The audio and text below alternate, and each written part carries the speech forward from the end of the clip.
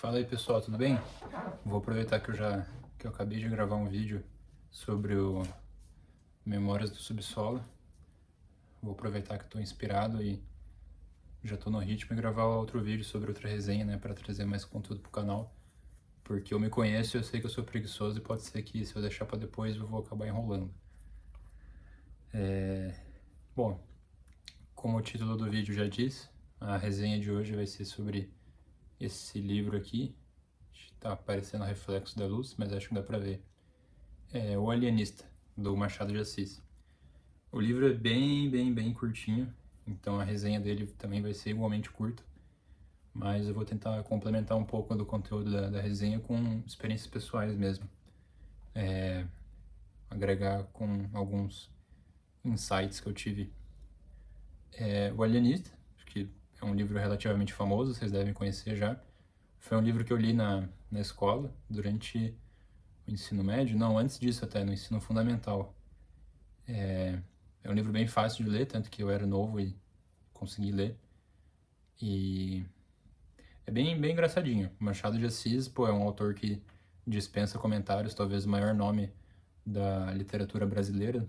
Posso falar isso sem medo de cometer um grande equívoco.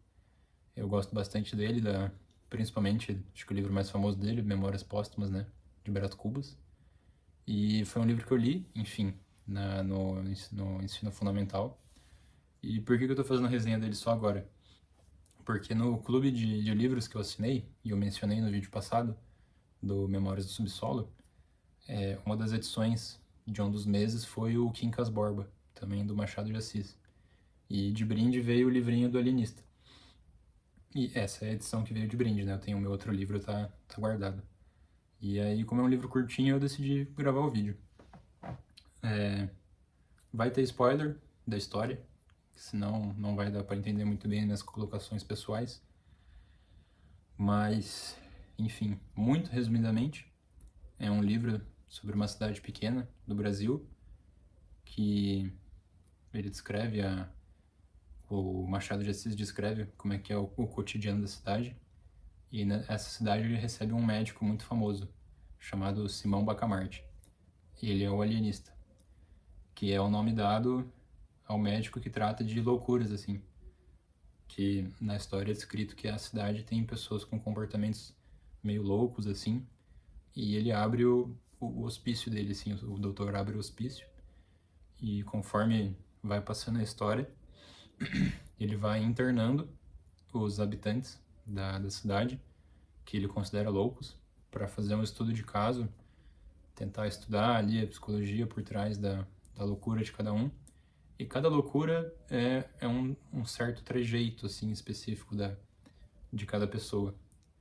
E, enfim, ele tem o ajudante dele, o Simão Bacamarte tem um ajudante. E eles vão tentando analisar para ver se conseguem achar uma cura, um remédio, um antídoto. E a história vai se desenvolvendo assim. Aí, mais pro final da história, o Simão ele se dá conta de que ele não prendeu, mas internou, acho que alguma coisa por volta de um terço assim da cidade, que era uma quantia muito grande de pessoas. E ele tem uma epifania assim. E ele percebe que tava prendendo gente demais e tipo, não é possível que tenha tanta gente louca assim. E aí no final da história ele acaba liberando todo mundo e ele se interna, porque ele chega à conclusão de que o louco da história é ele e não as outras pessoas, né? As outras pessoas tinham comportamentos normais, o louco era ele que achava loucura em tudo. E é bem engraçadinho até, se você parar pra pensar. É um plot twist, assim, muito interessante. E, e qual é o paralelo que eu quero trazer? Minhas experiências pessoais, assim. Que hoje em dia, com a minha experiência pessoal, eu enxergo esse livro com os mesmos olhos, talvez. Só que eu vejo o quanto isso não é ficção. Eu vejo que isso é mais verdadeiro do que a gente pensa. E o que eu quero dizer com isso? Pelo menos na minha percepção, acho que o título também já entrega um pouco, né? O título do livro. A gente está tendo uma certa crise de personalidade, assim, como sociedade. Porque não acho que seja uma teoria da conspiração, não acho que sejam consequências planejadas ou propositais, mas é um fenômeno que acontece. E se a gente tiver autoconsciência disso, a gente consegue lidar melhor, né? Que o primeiro passo para lidar com o problema é saber identificar ele. Que é a questão da perda da personalidade, né? E o que eu quero dizer com isso? Por ser um mundo muito globalizado e muito conectado, as coisas, no geral, tendem a se padronizar. E uma dessas coisas é a personalidade. Então, se você parar para pensar hoje em dia, as pessoas têm personalidades muito parecidas. Talvez, não sei se eu estou errando em falar isso, mas essa questão de o que é viral, o que é trend, ou o que está na moda, geralmente as pessoas adotam isso como personalidade. É só pegar os memes pelo menos na época que eu tô gravando agora, que é, morango do amor, pistache, café com Deus Pai, Labubu, Bob Goods, Virgínia. Há roupas também, né? Tem roupas que são muito marcantes na moda. E o mundo inteiro adota isso, né? As bolhas estão cada vez maiores em relação a certas coisas. E a gente tem essa crise de personalidade. E aí, qualquer pessoa que desvia um pouco disso, ela é tida como louca. Agora eu vou tocar num ponto meio polêmico, assim. Questão do autismo, né? Que eu não vou desmerecer essa condição. Eu acho que eu vou justamente defender ela com o que eu vou falar. Mas as pessoas relativizam muito o autismo hoje em dia. Principalmente na questão do hiperfoco, assim. As pessoas que têm um interesse pessoal um pouco fora desse padrão, elas já são tidas uma suspeita de autismo aí, porque supostamente o que caracteriza o hiperfoco do autista é um interesse muito acentuado em uma coisa muito específica, muito diferente. E aí que entra o ponto, assim. Se você tem um interesse em uma coisa que não é da corrente, do padrão, as pessoas já falam, esse cara é meio maluco, assim, entendeu? Por interesse em, sei lá, filosofia, não é tão, assim, diferente, mas uma coisa relativamente rara, assim. Ou se você é uma pessoa simplesmente que se dedica ao que você gosta, né? As pessoas já acham que aquilo é hiperfoco. Mas não, é porque as pessoas geralmente estão mais largadas hoje em dia, tipo, as pessoas não dedicam tanta atenção ao que elas gostam, porque a atenção virou um recurso cada vez mais escasso, né? As pessoas estão ficando meio sequeladas de rede social. Mas, enfim, questão da personalidade. Vou saindo um pouco do autismo, era só para dar uma exemplificada de forma empírica, mas acho que vocês entenderam o que eu quis dizer. O que sai um pouco desse padrão pasteurizado já é tido como loucura, assim. E eu sinto, pelo menos, que esse julgamento está cada vez mais forte. E talvez o problema não sejam as pessoas diferentes, talvez o problema seja que a gente está pasteurizando muitas coisas pelo fato delas serem cada vez mais globais, o alcance dos assuntos ser cada vez mais global. E as empresas, né, as grandes empresas, as mídias, toda a mídia de música, de filme, a intenção delas é vender o máximo possível o produto delas, né? E elas fazem as coisas de forma que atinja o maior número de pessoas. Aí a tendência é que tudo se padronize, né? Para agradar o maior número de pessoas. Por isso que se chama padrão. Então, assim, qual que é a solução para isso? Qual que é o antídoto, né? Tipo, não adianta só reclamar também.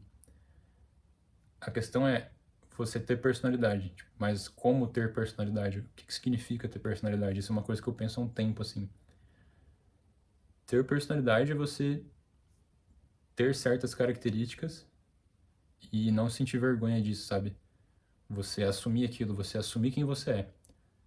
E não tentar se encaixar, assim. Porque num primeiro momento vai parecer que as pessoas podem não gostar, você fica preocupado, o que as pessoas vão pensar de mim. Mas acho que assim, independente do que você gosta, que as pessoas vão pensar de você, se não for uma coisa flagrantemente ilegal, imoral, né, tudo dentro do bom senso ali, independente do que você goste e do que as pessoas pensem em relação a isso, com certeza elas não vão pensar algo pior do que elas pensariam de alguém que vive trocando de opinião. Porque eu acho que isso é o mais desprezível, assim. Tipo, não alguém que troca de opinião porque reconhece que tá errado. Isso é louvável. Mas uma pessoa que você vê que ela sempre troca os gostos dela para se adequar ao padrão. No fundo, você vai se sentir aceito, né? Porque você tá dentro do padrão. Mas as pessoas não vão te enxergar como alguém que tem personalidade, as pessoas vão te enxergar como alguém que é descartável, assim, que, tipo, que só surfa a onda, uma pessoa, muito pelo contrário, tipo, sem personalidade, sem sal, e uma pessoa desinteressante. Então, assim, eu carrego esse pensamento, é até um dos pensamentos que me motivam a continuar o canal, manter o canal, por mais que seja uma coisa meio diferente, assim, no meu meio social, porque é uma coisa minha, assim, tipo, eu gosto de falar de livros, eu gosto de ler, eu gosto de conversar, por mais que não tenha um público tão grande agora, também não sei se vai ter no futuro, mas eu faço isso porque, tipo, é minha personalidade, é uma coisa minha, e independente do resultado eu vou fazer. Porque por mais que alguém ache meio ridículo, tipo, isso que eu faço, ou que não goste, falar, o cara não leva jeito. Por mais que as pessoas pensem assim, pode ter certeza, e eu já ouvi as pessoas falando isso, tipo, elas me respeitam porque, tipo, essa é uma coisa do Thiago, é uma coisa dele, assim. Então, assim, eu falo isso para incentivar vocês. Não deixem que alguém diga que vocês são loucos por terem algum gosto mais peculiar, alguma coisa meio diferente, assim, que foge do padrão. Transformem aquilo em você, porque eu acho que uma das coisas mais satisfatórias que você pode ouvir de alguém é tipo, vi tal coisa e lembrei de você. Nossa, isso assim, ó, pra mim eu acho isso delicioso, assim, porque duas coisas. Primeiro, a pessoa lembrou de você, é muito gostoso você ser lembrado. E segundo, que você transmite uma ideia fixa, assim, sobre quem é você. Você tem uma coisa muito marcante sobre você, que a pessoa bate o olho e ela lembra de você, assim. Tipo, e isso eu acho maravilhoso. E eu acho que casa muito com o conteúdo desse livro, assim. Pelo menos eu consegui traçar esse paralelo. Então, não sei se tem mais alguma coisa para falar. Acho que até vai acabar diluindo um pouco o conteúdo do vídeo. Mas é isso. Acho que eu consegui expressar bem a ideia. Acho que é uma boa ideia. O livro é engraçadinho, vocês já sabem do final. Mas vale a pena ler, porque vocês vão lendo e vai falar, é bem isso que o Thiago falou. E, enfim, o livro é engraçadinho, assim. Vocês podem recomendar para outras pessoas também, que com certeza vai ser uma leitura agradável. Então, eu vou ficando por aí. E é isso aí. Obrigado.